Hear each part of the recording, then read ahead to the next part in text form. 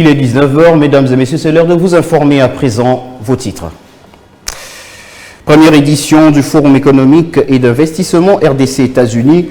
L'ouverture a eu lieu à Washington aux États-Unis d'Amérique avec plusieurs participants dont le lancement a été procédé par la première ministre Judith Suminwa qui a représenté le président de la République Félix Tshisekedi. Et en sport éliminatoire mondial de football USA Canada-Mexique 2026, la RDC s'est hisse au barrage après une victoire étriquée de 1-0 contre le Soudan au stade de Martyrs de la Pentecôte.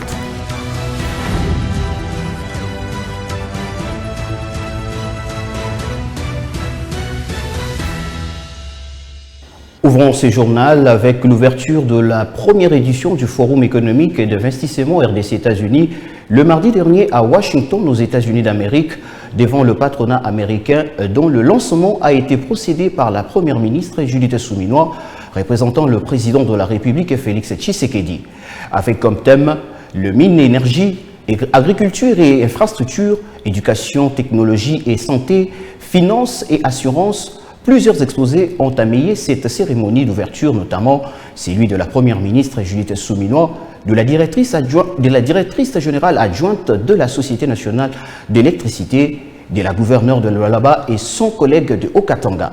Je vous propose de suivre quelques exposés dans cet extrait choisi par votre rédaction.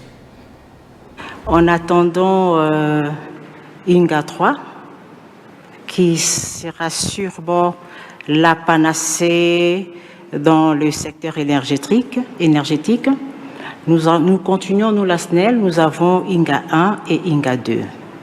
Avec INGA 1 et INGA 2, nous n'arrivons pas à répondre à la demande en énergie électrique.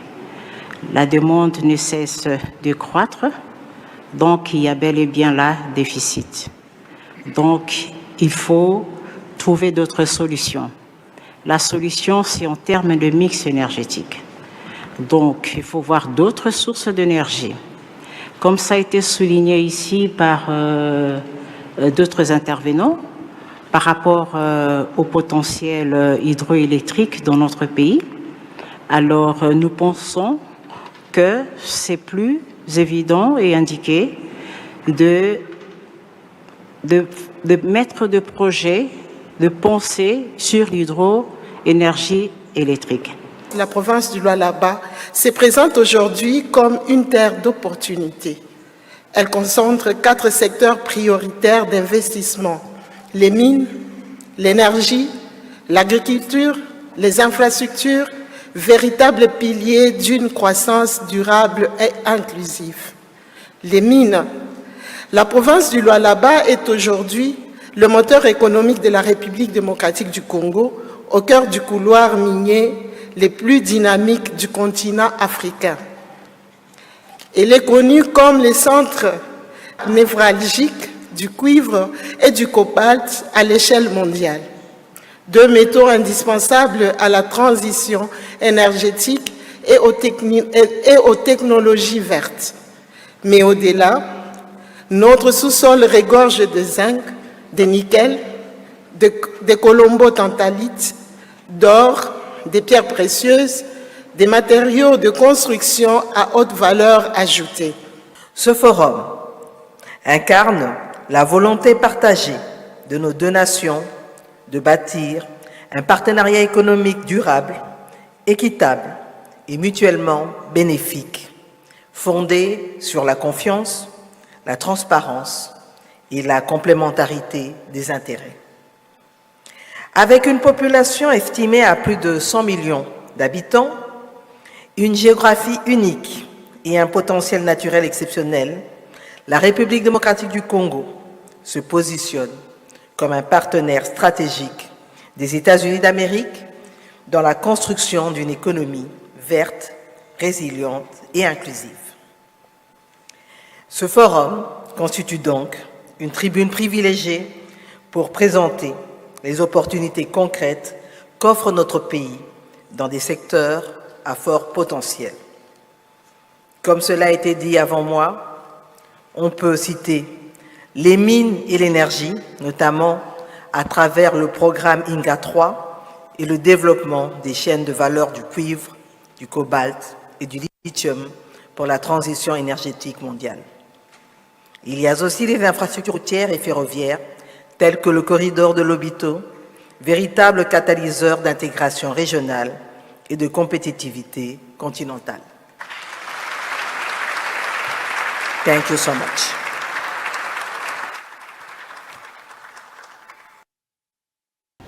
Toujours en économie, l'appréciation du franc congolais sur le marché des changes entraînant la dépréciation de la devise américaine, donc la dédollarisation de l'économie congolaise depuis près de 3 semaines, est le fruit de l'application de la politique monétaire rigoureuse mise en place par la Banque centrale du Congo et encadrée par le ministère des Finances dans le but de rendre à la monnaie locale sa plus belle lettre de noblesse, enfin de bonifier le pouvoir d'achat de Congolais qui s'est démontré dans ces reportages réalisés par votre rédaction. L'effet principal de cette séquence tient à l'appréciation rapide du franc congolais face au dollar, environ 20% gagnés en fin juillet et mi-octobre. Ces mouvements renforcent le pouvoir d'achat sur les biens importés et allègent en monnaie locale la charge des engagements extérieurs libellés en devises. La stabilité de ces niveaux reste à surveiller car un tel ajustement du change modifie les arbitrages des prix et des marges dans toute l'économie. Côté politique monétaire, la Banque centrale abaisse son taux à 7 jours à 17,50% et contre 25 auparavant. Les canaux de taux restent restrictifs sur les maturités longues, ce qui limite la prise de risques excessifs tout en desserrant légèrement l'accès au crédit des courts termes. Sur les prix, la respiration est nette. Les reculs des indices coïncident avec les renforcements du franc congolais et la modération monétaire. Les sommets de 20,72% atteints en juin 2024 s'éloignent, ce qui conforte l'encre des anticipations. Pour les ménages, la détente de prix améliore les paniers des consommations, surtout là où la composante importée est élevée. La suite dépendra de la continuité des signaux monétaires et budgétaires, de l'offre de devises tirée des exportations et de la gestion des aléas internes et externes qui pèsent sur le prix et la liquidité. En sécurité, 7 miliciens de la Convention pour la Révolution populaire de Thomas Lobanga se sont rendus le mardi dernier avec 13 armes de guerre du type AK-47 et plusieurs munitions auprès des forces armées de la République démocratique du Congo à Bunia, en Ituri. La cérémonie de leur présentation a eu lieu à l'esplanade du gouvernorat de la province. Le gouverneur militaire de l'Ituri, le lieutenant-général Johnny Lubuya Kachama, a salué la volonté de ces jeunes et a également appelé d'autres éléments de ces milices à déposer les armes. Images et commentaires. Cette première bande a été maîtrisée par les éléments de la police nationale congolaise à Kisangani, chef-lieu de la province de la Tchopo. Elle ravitaillait en armes et munitions VRAG la milice CRP de Thomas Lubanga, allié d'M23. Monsieur Kabaseke nous dira l'appui en armes et des munitions que le CRP et Zaïre bénéficient. C'est l'œuvre de Mugeni. Et en allant à Kisangani, en interpellant Mugeni chez lui à la maison, on trouvera ces maillons de PKM. Donc cette entreprise est bien installée à Kisangani et détruit la sécurité de l'Ituri. La seconde, maîtrisée par les forces armées de la République démocratique du Congo, s'était rendue avec armes et munitions de guerre suite à une pression militaire en territoire d'Njougou. Occasion pour le lieutenant-général Lubuya Kachama Johnny de mettre en garde le sanguinaire Thomas Lubanga et ses alliés. Les auteurs intellectuels Thomas Lubanga, on va vous poursuivre jusqu'à votre dernier retranchement. Vous et vos amis, nous allons vous faire arrêter, même avec vos complices, où qu'ils soient. Ici à Bunia, à Kinshasa, nous allons les faire arrêter. Et je le répète ici, nous allons les faire arrêter. On les connaît tous. Un message a été également lancé par les commandants des opérations et gouvernants militaires de l'Ituri à la jeunesse iturienne. Vous êtes en train d'exposer la jeunesse pour rien. Voilà ces jeunes garçons. Si nous les avions trouvés sur le théâtre des opérations, nous allions tous les neutraliser, sans pitié. Mais ils ont la chance parce qu'aujourd'hui, ils sont devant nous parce qu'ils sont aussi courageux. Non seulement ils se sont rendus, mais aussi ils ont amené les armes qui leur ont été dotées par ces criminels. Revenez vers nous pour qu'on vous rentre à la maison. Votre place, ce n'est pas en brousse. La brousse, là, la forêt, là, c'est pour les animaux. Revenez. Ça, c'est un échantillon que nous avons ici. Beaucoup se sont rendus. Chaque jour, nous avons des rendus. Parmi les armes récupérées figuraient celles qui sont artisanales, des munitions et maillons 9 PKM. Pour l'instant, l'armée mène des opérations de ratissage au littoral du lac Albert et dans la partie nord des Lituri en territoire d'Njougou. Toujours en sécurité, l'opération de bouclage le mardi dernier au quartier Pakadjouma dans la commune de Limete à Kinshasa par la 14e région militaire de la police nationale afin de lutter contre la criminalité dans la capitale et plusieurs interpellations de présumés criminels qui sèment l'insécurité dans la ville ont été effectuées et la population a acclamé. Suivons.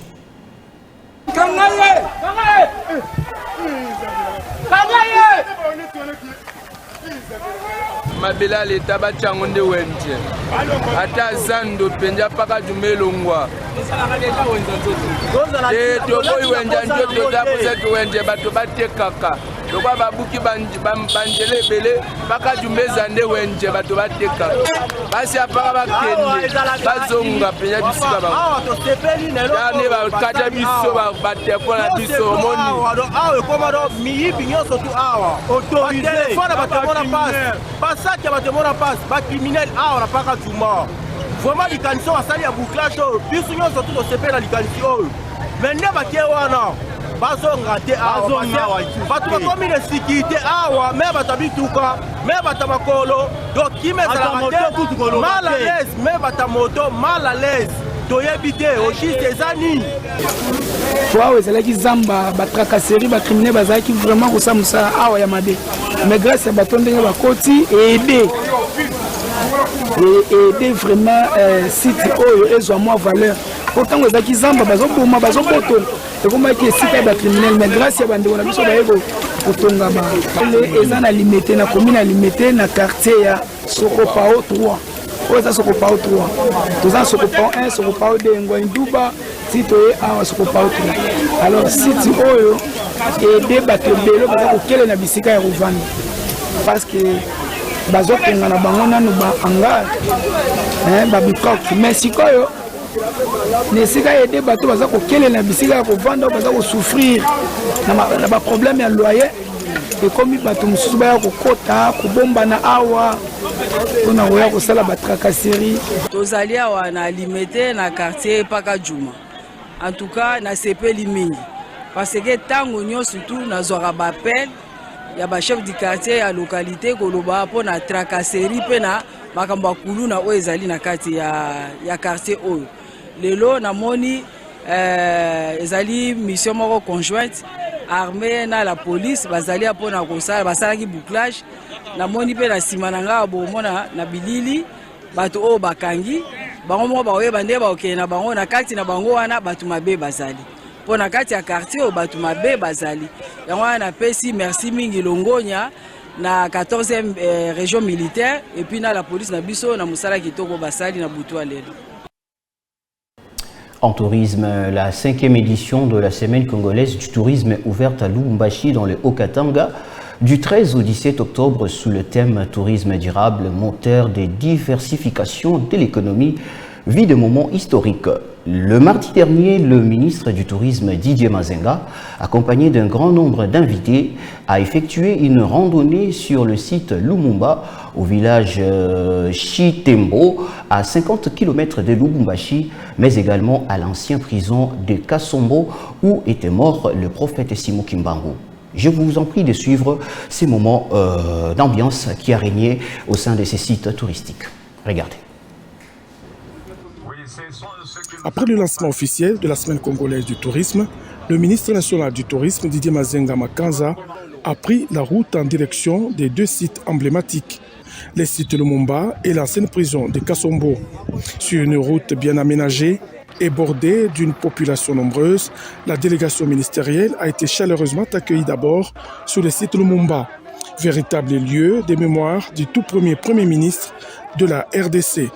Guidés par les responsables du site, la délégation ministérielle et les visiteurs ont découvert avec émotion les mausolées, l'avion qui avait transporté les héros nationaux, ainsi que plusieurs vestiges retraçant les moments marquants de l'histoire du héros national Patrice Emery Lumumba et ses compagnons Polo et Okito. Ce site est enrichi même des mausolées de M. Laurent Désiré Kabila et de Nelson Mandela, icône de la lutte anti-apartheid. Touché par la qualité de la préservation et par la portée symbolique de l'endroit, le ministre Didier Mazenga a exprimé son vœu de rendre les sites accessibles au grand public et d'en faire un levier du développement économique local tout en valorisant le tourisme de mémoire. Et nous, comme gouvernement central, nous avions vu, nous allons faire de sorte qu'il y ait maintenant des actes juridiques. C'est-à-dire que les sites soient formellement créés et que les sites puissent avoir un titre de propriété et que les sites soient bornés et délimités. À ce moment-là, nous serons garantis pour que le site maintenant ne soit pas seulement le site que les gens doivent visiter gratuitement, mais le site qui va aussi permettre de générer des recettes pour le gouvernement national et le gouvernement provincial. Cap ensuite sur Kassombo, lieu d'incarcération du prophète Simon Kimbangu, considéré comme père de la conscience africaine. À son arrivée, la fanfare kimbanguiste a retenti pour accueillir la délégation dans une ambiance de recueillement et de respect. Sous la conduite d'un guide, Didier Mazenga Makanza a revécu les instants marquants de la détention du fondateur de l'église kimbanguiste, un moment fort chargé d'histoire et d'émotion. Ému par ce qu'il a vu et entendu, le ministre a tenu à féliciter les autorités locales pour les efforts consentis dans la valorisation de ces sites historiques, véritables trésors de la mémoire nationale et moteurs du tourisme congolais. Une note sportive de ce journal éliminatoire du mondial de football USA-Canada Mexique 2026. La RDC s'est mise de barrage le mardi dernier après plutôt une victoire étriquée contre le Soudan au stade de martyrs de la Pentecôte. L'unique but de la rencontre est l'œuvre de Théo Bongonda à la 28e minute de la première période sur le pass décisif de Ngaël Moukao. Suivons le temps fort de ces matchs. L'enjeu est énorme. Une victoire ou rien pour espérer poursuivre. Massakou. Edo Kayembe. Il se confie à Galaël Moukao qui réjoue avec Edo Kayembe. Le centre de Kayembe est scindé avec ce coup de tête. Il tourne tranquillement avec Edo Kayembe. La passe d'Edo Kayembe à Meshak Elia. Le centre de Meshak. La conclusion parfaite de Samuel Essendé, malheureusement signalé en position de hors-jeu. Alors c'est dégagé très loin.